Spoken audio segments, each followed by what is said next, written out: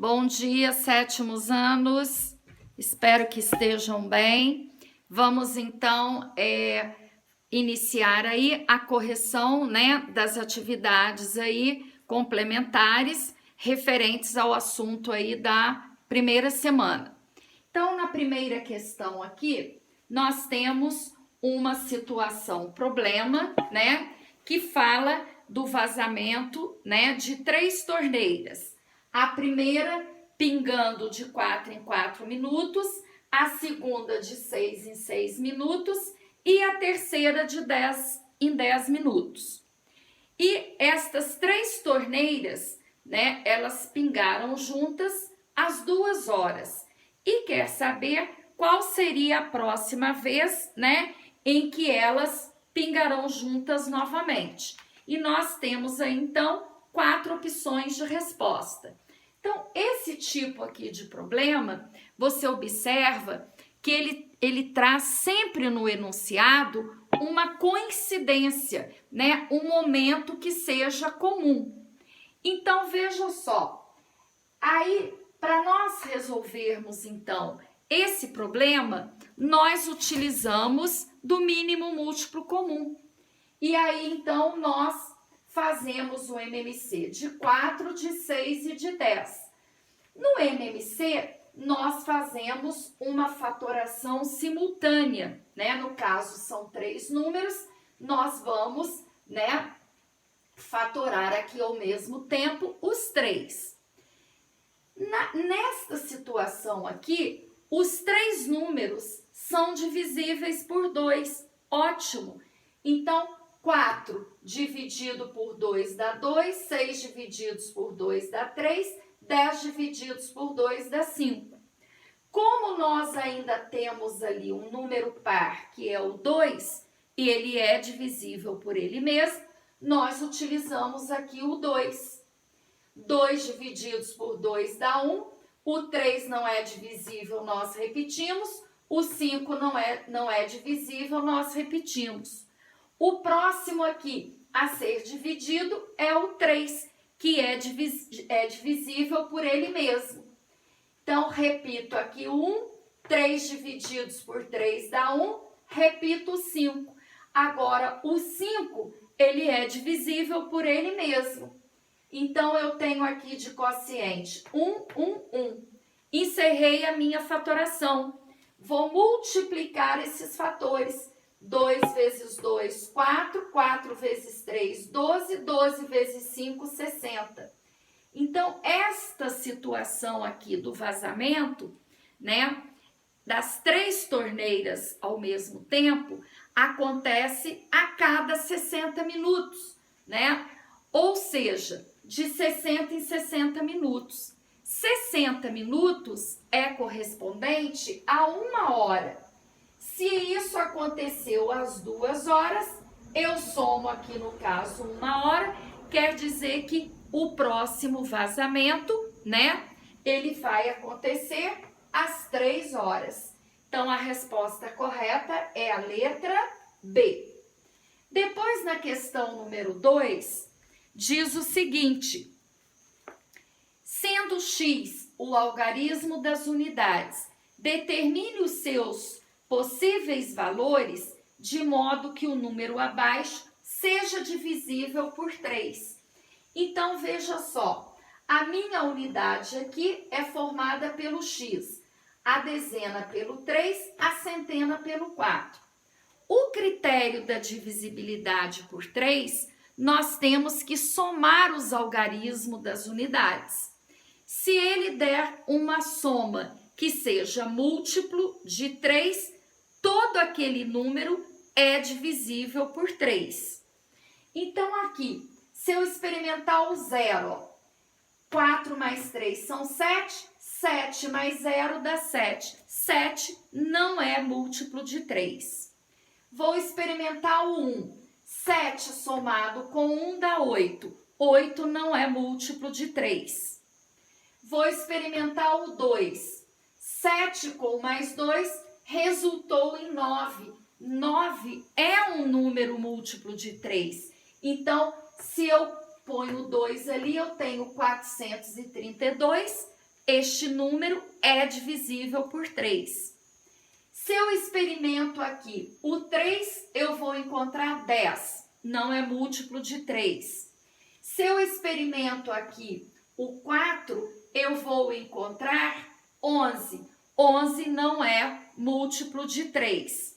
Se eu experimento 5, eu vou encontrar 12. 12 é múltiplo de 3, portanto, 435 é divisível por 3. Se eu experimento 6, eu vou encontrar o 13. O 13 não é múltiplo de 3. Se eu experimento 7, eu vou encontrar 14. 14 não é múltiplo de 3. Se eu experimento 8, eu vou encontrar 15. 15 é múltiplo de 3, portanto, 438 é divisível por 3. Vou experimentar o 9, né? 4 mais 3 são 7, 7 mais 9 são 16. 16 não é múltiplo de 3. Então, os únicos valores que o x pode assumir é o 2, o 5 e o 8. Entendido, gente? E aqui na questão número 3, diz o seguinte: qual das sequências é constituída somente de números primos? Então, já temos o conhecimento aí dos números primos até 100, né? Através daquela tabelinha lá na questão do PET. Então, veja só. Aqui na letra A, você tem o número 9, que é um número composto. Na letra B, você tem o número 21, que é um número composto. Na letra C, 2, 7, 11, 17 e 23. Todos os 5 números aqui, ó, são números primos. Então, a alternativa correta é a letra C. Na letra D, nós temos aqui nesse grupo o 27. O 27, ele não é número primo, ele é número composto. Então, agora passando para a questão 4. A questão 4, ela diz o seguinte, que em uma turma existem menos de 40 alunos e que se o professor, né, agrupar esses alunos de 6 em 6, de 10 em 10 ou de 15 em 15, sempre sobra um aluno. Quantos alunos tem a turma? Bom, eu preciso descobrir qual é o menor múltiplo comum de 6, de 10 e de 15. Eu vou descobrir fazendo o MMC. E aí eu descubro que o MMC é 30. Então, se a turma tem 30 alunos, não vai sobrar nenhum, porque 30 é múltiplo de 6, é múltiplo de 10 e é múltiplo de 15. Agora, como sobra um aluno, eu vou somar, então, esse aluno ao MMC que eu encontrei. Então, significa que essa turma tem 31 alunos, porque se eles forem agrupados, né, em grupos de 6, eu vou obter 5 grupos e vai me sobrar um aluno. Eu posso agrupar em grupos de 10, que eu vou obter 3 grupos, vai me sobrar um aluno. Eu posso agrupar em grupos de 15, eu vou obter 2 grupos e vai me sobrar um aluno. Entendido?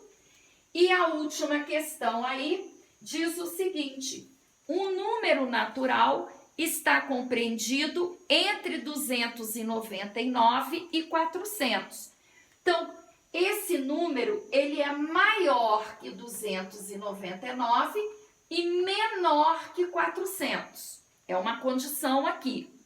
A outra condição, ele tem como algarismo das dezenas o 7. Então, eu já descobri que a dezena aqui é formada pelo 7, certo? Também já descobri que a centena é formada pelo 3, porque maior que 299, 300, né? Menor que 400, vai até 399. Agora me resta descobrir o algarismo das unidades.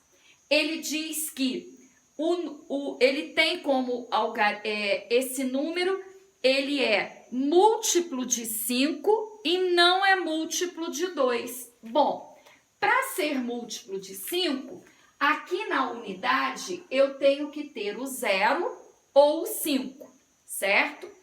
Mas ele não é múltiplo de 2. Ou seja, se ele não é múltiplo de 2, eu não posso ter o 0, porque todo número terminado em 0, ele é múltiplo de 2, ele é divisível por 2. Então, eu só posso encaixar aqui na unidade o algarismo 5. E o número, então, formado é o 375. Ok, gente? Então, espero que vocês tenham, né, entendido aí certinho, né, esses 5 exercícios aí, ok?